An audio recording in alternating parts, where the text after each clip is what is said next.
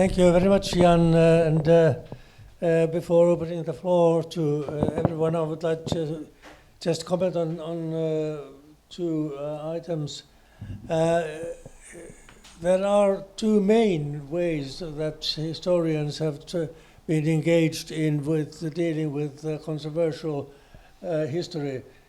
One is the Truth and Reconciliation Commissions used, and the second is the kind of Vergangenheitsbewältigung process, which has a long history in Germany, and it is all usually, and I have myself also promoted this as the best example of how a country has been able to deal with its difficult history, but even Germany is not quite perfect in that regard. We know that, and in the previous discussion, dealing with German colonial history lags behind the way that you have dealt with your World War II history. So,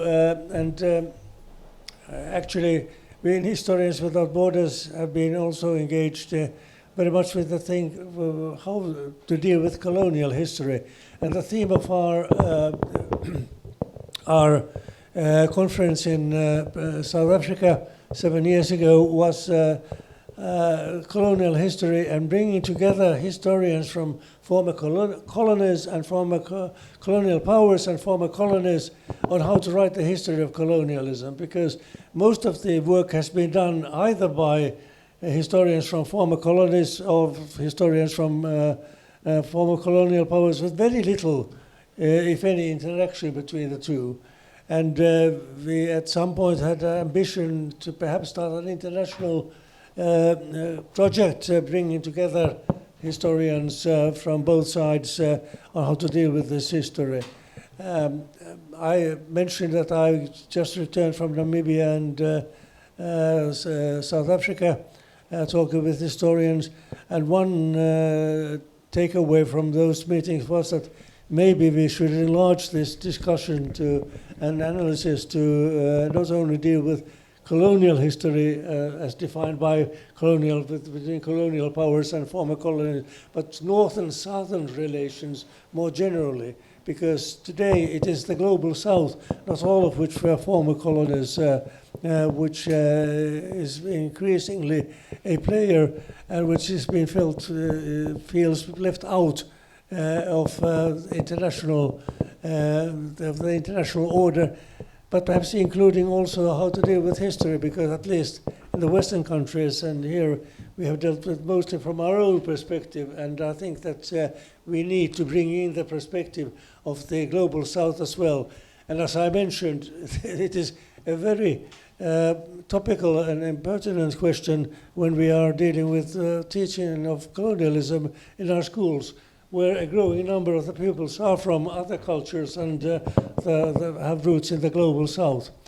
Of course, it is easy to identify Russia as the most prominent culprit in the misuse and abuse of history today in today's world. But we have to admit that there is no perfect example either. Particularly the former colonial powers have difficulties in dealing with their former colonial history in Kenya for the Brits and in Algeria for the French and so on, and perhaps even in Namibia for the Germans as well. So we need to have an open mind on this. And I think that the process of Vergangenheitsbewältigung was mostly done by German historians, but not only historians, the media and even the public at large took part in that process. But I think it is, if we have to have which is one of the, I would say, the very far-reaching aims of the History in Exile project, is to lay the foundations for a future Vergangenheitsbewältigung process in Russia once it becomes possible. And we need to engage Russian historians, but we also need to engage historians from the neighboring countries and other countries in that process, because any process of Vergangenheitsbewältigung has to include also the so-called other side from all borders, across all borders. And that is, I think, the mission that Historians Without Borders has and tries to promote. But perhaps you would like to comment on the German Verhandelungsbewältigung experience. Well, I think Christoph has done that, and others have done that today. I don't necessarily see much where I disagree or where, you know. I would have 2 points about the other things that you mentioned. The one point is, I mean, that's all nice and fine, Vergangenheitsbewältigung and truth commissions and something like that, but it always implies that the conflict is over. And I think one of the questions that we need to ask is, what do we do while the conflict is still going on? And one of the things is, prepare the road for the future, but is that actually all we can do? Because you can only have this sort of like reconciliation after the war is over. And I don't see that with Russia and Ukraine. I don't see that in the Middle East either. I mean, at this point, you know, you will have a certain amount of cooling down of the conflict and a certain amount of time before you can actually engage again. And you know, what do we do in the heat of the conflict, which is where we are? We have to acknowledge that's where we are. That's what I see every day when I work with the Russian and Ukrainian colleagues at the institute. It's not a difficult situation, to be honest, right? And the second point, I mean, also with the colonization, I mean, you were so kind to invite me back then to the conference, and about colonialism, and I gave a talk about Russia as a colonial empire, basically introducing the ideas of Alexander Etkind of Russia as a self-colonizing state, and so on and so on. And everybody was very polite listening to me in Johannesburg. But I remember there was a very nice reception afterwards. And some of the students, black South African students, right, came to me and said, yeah, Professor, it's all very nice what you say, but you know, you talk about white people colonizing other white people. That doesn't happen, right? So they very, you know, they didn't agree with anything that I said, actually. You know, we had very different concepts of what colonization, being a colony, you know. And of course, you know, this colonial discourse is very big now in Ukrainian studies. Everybody wants to decolonize Ukraine. I mean, none of these people in South Africa, especially the students, maybe the colleagues, but the students would not agree that there was such a thing because, of course, you know, to them, the Russian Empire is not about race. Right? So Ukrainians have a very different concept of being a colony of Russia than the concept that we have in the global South. And that's not saying that we cannot interact, but we have to acknowledge that we have very different starting points. I learned this at this conference, and that sometimes it seemed even hard for them to listen to this because it interfered with some of their very basic understandings of the world. You know, they understood the world in a way that there, you know, could be no colonization of white people by other white people in Europe. This seemed quite absurd to them, you know, to even have this idea. So we have to acknowledge, I think, these differences and ask ourselves, you know, where do we go from there? Where can we find understanding despite these difficulties? And what can we actually do productively, you know, also during times of conflict, during times not of reconciliation and of you know, healing and so on. I mean, we're very far away from that. You know, people are dying every day in these conflicts, and as long as people keep dying, you know, I see more hatred, I see more division, I see less willingness to cooperate, and that's the actual situation, I think, that we also have to face at this point, because I think anything else would be a little bit delusional, actually. Yeah. Well, it's not only about conflict resolution, it's also about conflict prevention, because unless we have many potential conflicts where history continues to play a role, and particularly there, in those situations, historians should use their experience and knowledge to defuse potential conflicts.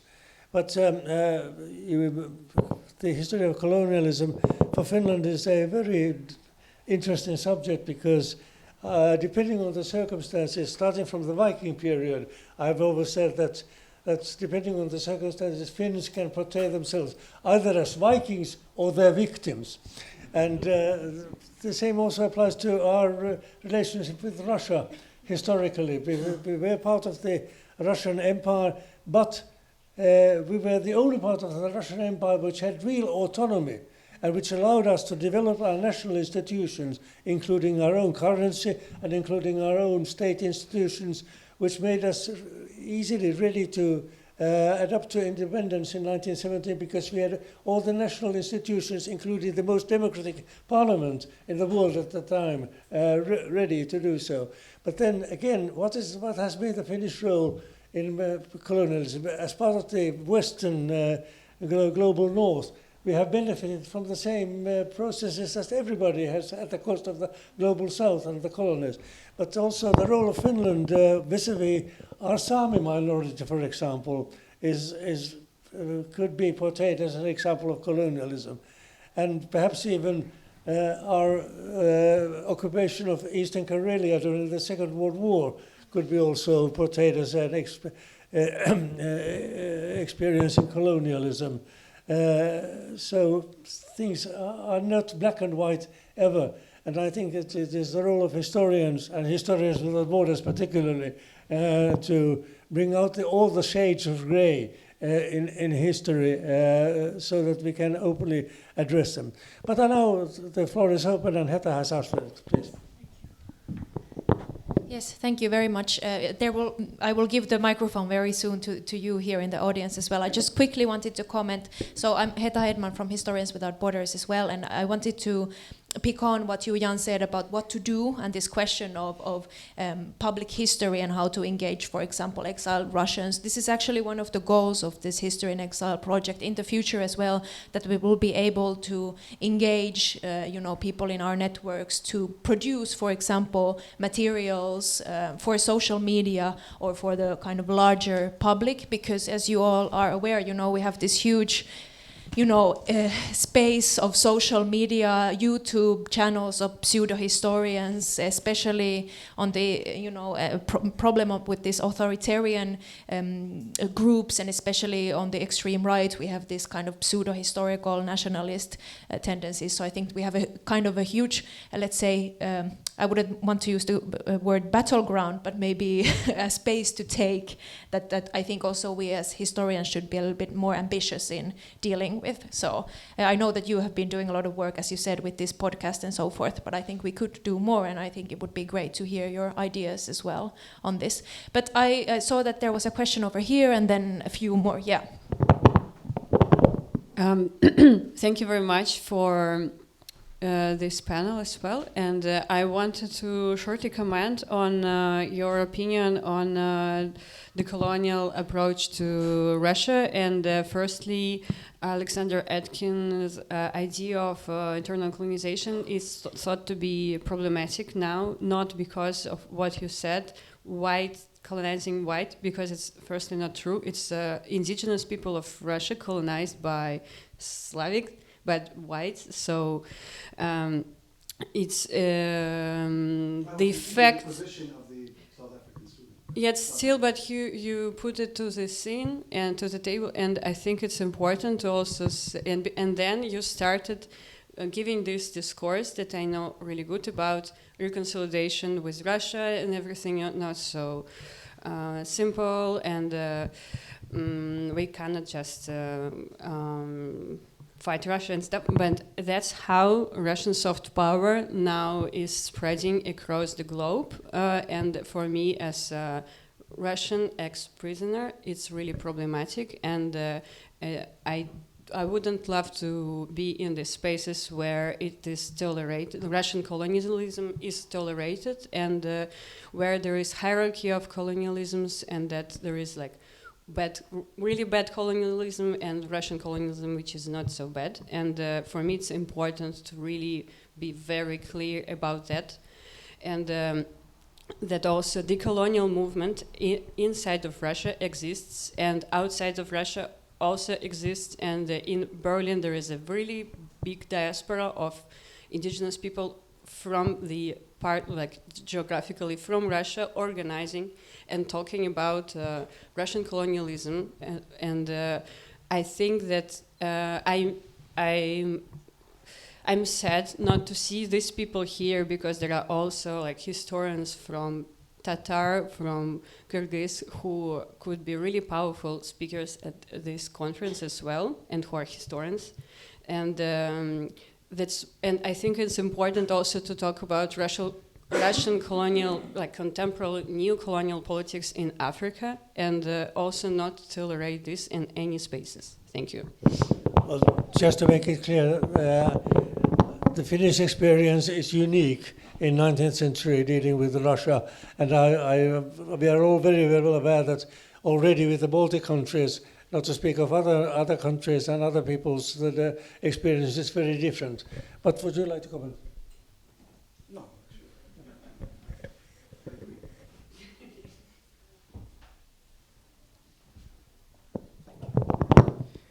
My name is Sandeep. Thank you. That was a very engaging conversation. I made some notes. So what I think was a primary theme that Erkki, if I'm saying that right, I'm sorry, kept stressing about, and what I also found on your website is the abuse of history. Now, from a layman's understanding, everybody today wants to be a historian. Everybody is deeply interested in history these days, except nobody wants to invest in the study of history. And it is interesting that just one day before coming to this conference, yesterday I was reading this news article that was about the Harvard University cutting down the number of history PhD programs to 113 in the last year. 13 in the last year to 5 this year and the next year. So they are slashing it by 50%. And compared to 1940s and 50s, when it used to be in the 150 range. So again, this is one isolated example, but it is quite telling that if the richest nation on the planet has slashed the number of PhD in history programs from 100-something eventually to a little over a dozen, and then now to half of that, it is a worrying trend for sure, because increasingly countries and right-wing extremist philosophies across the world are simultaneously abusing history, again, to quote your own words, to portray themselves both as the victim and as the victor. So how would you say would organizations like yours step in then to fill in, to plug this gap of increasingly bigger deficiency in the understanding of history? Because it's not that the study of history has stopped. It has moved from classrooms and universities to Reddit threads, to WhatsApp groups, to Discord servers. So people are very interested in history, but they're cherry picking and they're content with their own versions of abused history. How do organizations like Historians Without Borders step in then in this kind of a scenario to make things better? Well, I think you have identified a very pertinent and important problem that we are facing as historians in almost all our countries, and that is the fact that we are increasingly living in ahistorical times. And by that I mean that the understanding and knowledge of people from where and how we have arrived at where we are today is diminishing rather than increasing. And if you don't know your history and understand your history, you don't see into the future either. That's one thing. But another thing is that you become easily the prey and victim of those propagating historical myths and distortions of history. I think that it is an interest of historians everywhere to try and increase the teaching of history and the role of history in the school curricula and also in the universities. I have also said as an example that you may graduate from a university today without being able or asked if you're asked to answer correctly to the question which were the countries opposed to each other in the First and Second World War. I think a minority is you maybe graduate from a university without knowing the correct answer today. Well, I mean, I certainly wouldn't defend Harvard for the decision as a historian, right? But we also, again, we have to face the facts. We still live in free societies here in the West. And we have a crisis of the humanities. I mean, I was in a commission at my university about sinking student numbers in all the subjects of the humanities, including history. And at some point, private institutions like Harvard, but also state institutions, mostly like our universities here, will not fund as many professorships and jobs and so on, because they say, 20 years ago you had 5,000 students, now you have 2,500, you don't need that, right? And now we can speculate, this is a generation of my kids. My oldest son just started university. He's also studying math and not history.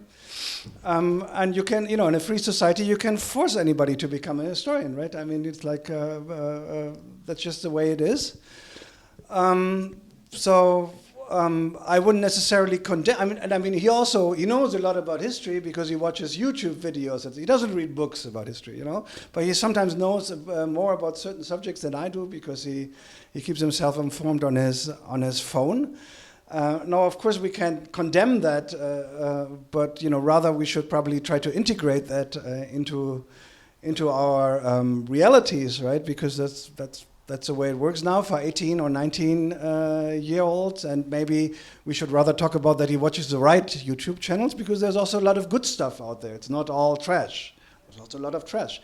So how do we teach people to, make the distinction between the trash and the more or less educational stuff? And then when we talk about the crisis of humanities, it's something I think that you see all over the West. I mean, I talk to my French colleagues, I talk to my Dutch, British, American colleagues. I think Harvard just sees that, they cannot sell that many PhDs to the labor market in the US, and they don't want people to study that will never find a job as a professor. It's a little bit different here in Germany, because a lot of people here in Germany get a history PhD, but then they don't actually want to become a professor. They will work in foundations and politics and memorials and all sorts of different jobs. But in the US, the system is a little bit different. If you get a history PhD, especially in Harvard, it used to be quite clear that you're going to become a professor in Berkeley or Stanford, right? Then 10 years ago, maybe you had to accept that you become a professor at the University of Kentucky, but you would still get a job. Nothing against Kentucky, right? But nowadays, we can see that here in Germany, in our institutions where I work, there are a lot of people who get their PhD in Harvard or one of the other places, Stanford, whatever, Yale or so, and they don't get jobs, and they apply for scholarships here in Germany because there's not a job market for tenured historians in the United States. It's very small, especially for European history. And and this is also maybe just Harvard, facing up to the reality of the existing job market in the United States, whether we like it or not. Now we can all debate why this is happening and so on, and whether it is makes sense at all to pay like $100,000 for a history PhD or whatever, or even more. But we have to acknowledge that less and less people, especially in the United States, but also here in this country, are willing to invest in such a career, for whatever reasons, right? And more people get into computers, and more people get into business and so on among the kids. That's what I see with my own children, and of course it is one of the jobs of us as historical professionals to keep the public well informed and to keep it interested in history.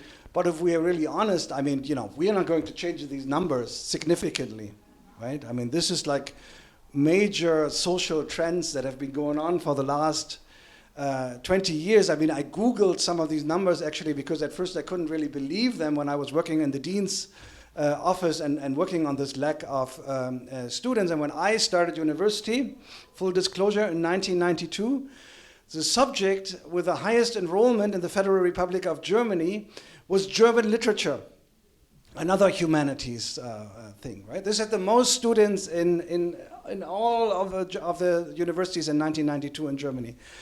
Today, if you Google it, it's on 18th spot, right? And history has fared a lot better. We're still among the top 10, 12, depending on how you count. So we haven't dropped down as much as the literary studies, who are like way in the cellar. Right? We're still more relevant. But these are macro social trends that have been going on for 3 decades. And I'm afraid we're not going to stop them, but we have to develop strategies to deal with them and to make the best out of it.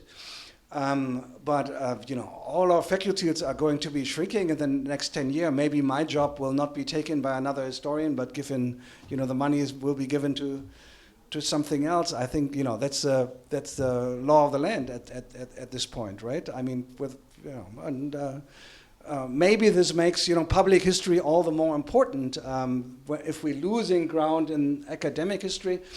And I wouldn't be quite so negative about, I don't know if people know that much less about history. I mean, I know many people actually in my generation also who couldn't properly answer a lot of historical questions, people who I went to school with. Is it really so much worth with the 18 or 19-year-olds? I mean, I guess it also depends, right? What questions you ask. I mean, my kids, for example, were at a German-French school, so a lot of their history lessons were actually in French. So they know a lot more about Napoleon and the French Revolution than I ever knew, because they had history taught. They didn't have history; they had histoire in there.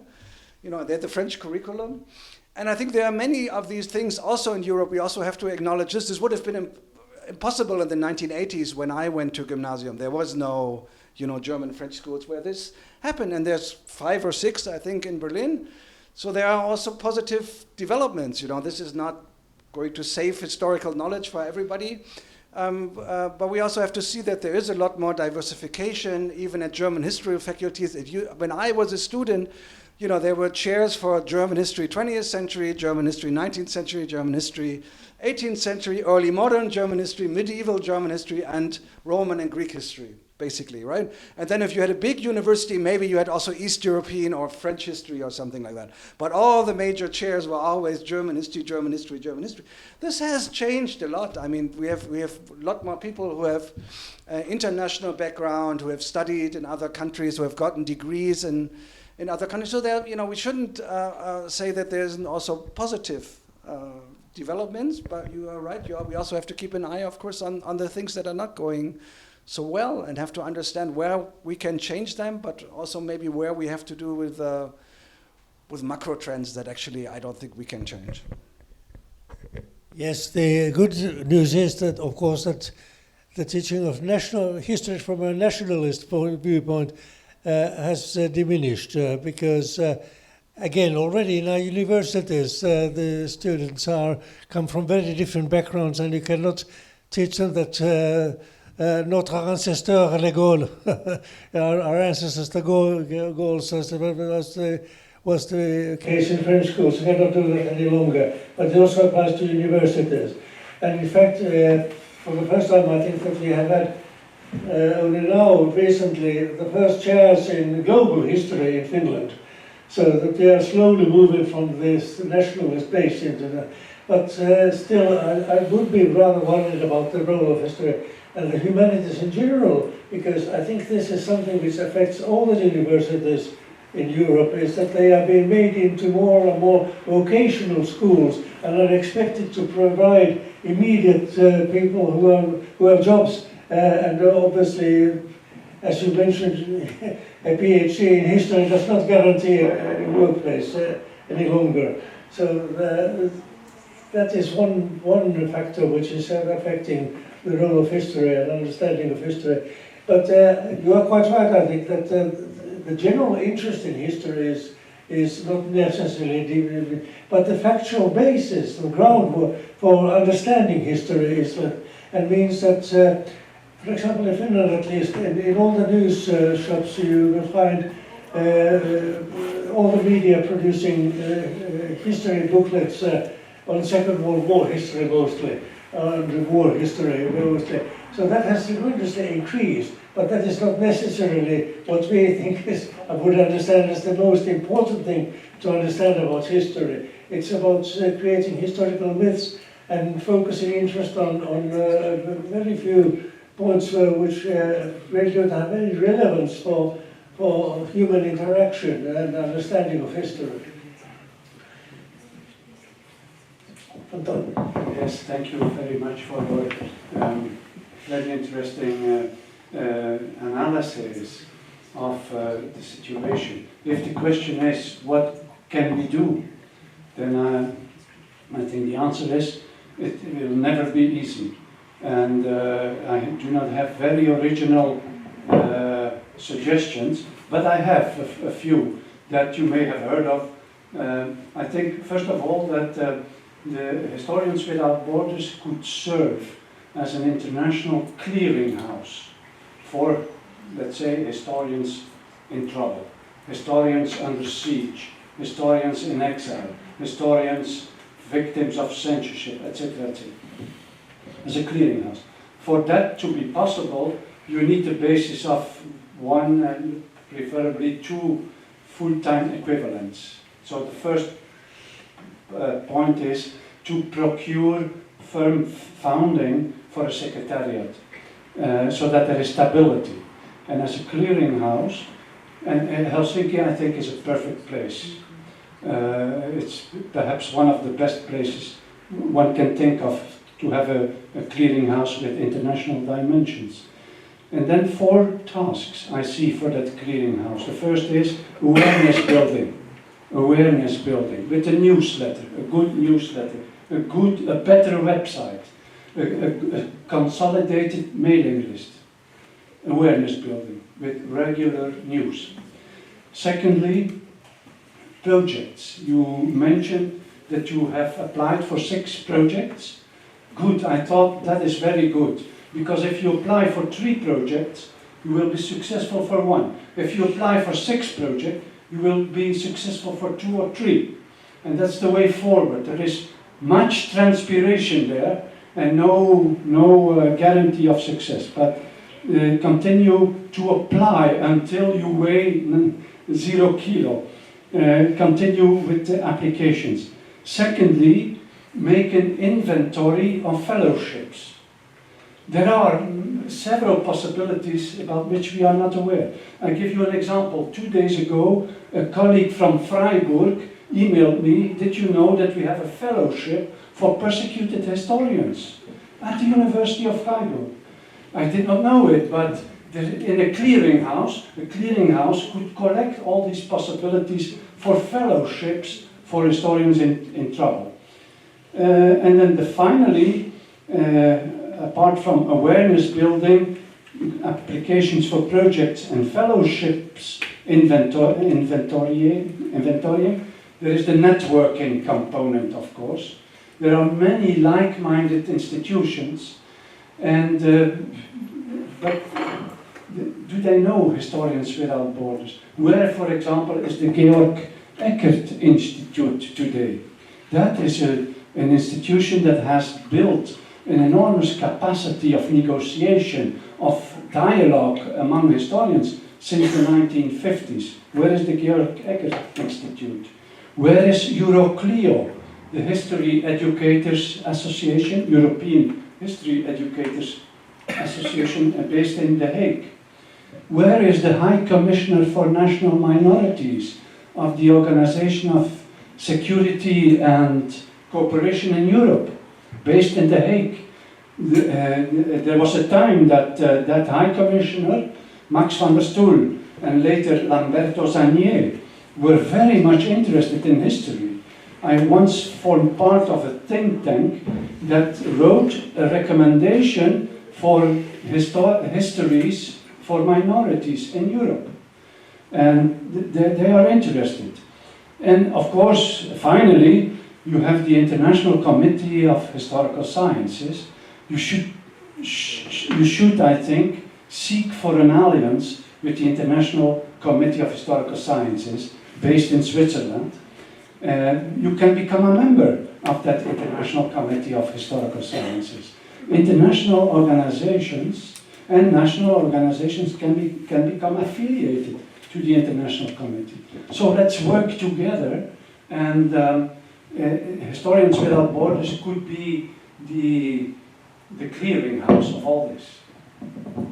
Yeah, well, thank you very much for those very concrete proposals, and I think we should look at them and try to see what we can do. we have a long experience in putting in applications for funding. And actually the situation in Finland is, I believe it's not unique in Finland, but in Finland at least we have the situation where public funding for all non-governmental organizations, not only the humanities, but also for social work and education, etc., is being cut rather significantly, which means that there will be, where we had previously had 5 applications per funding, we will have 12 applications for the same amount of funding from private sources. So it's a difficult task, but nevertheless we have to address it. But I think that we are closing the end of our time. Do you have, Jan, any comment? Just one, such a database for the scholarships does exist.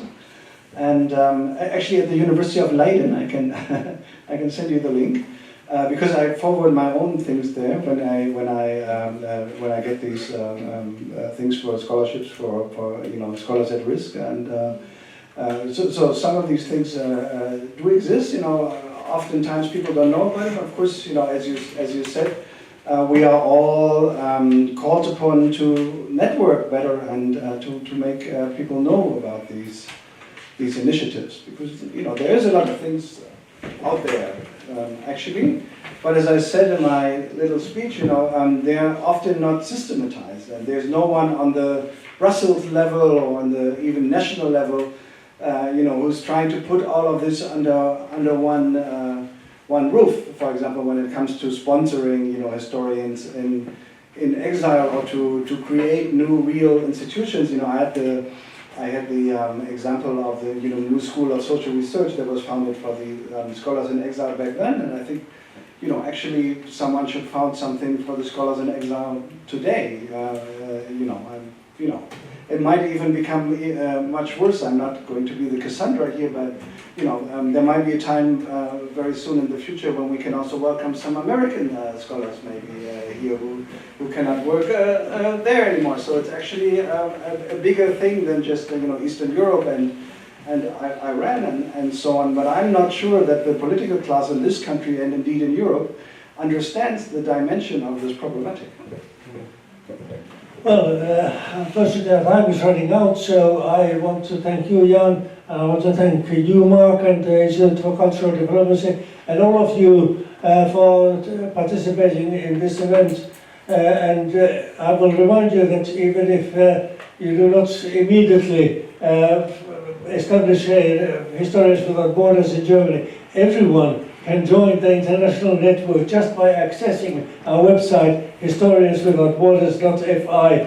And if you can sign on to our declaration, you can become a member of the network and be on our mailing list without any other costs or obligations. So thank you very much, and we're looking forward to working together with you and keeping contact with you in the future too. Thank you.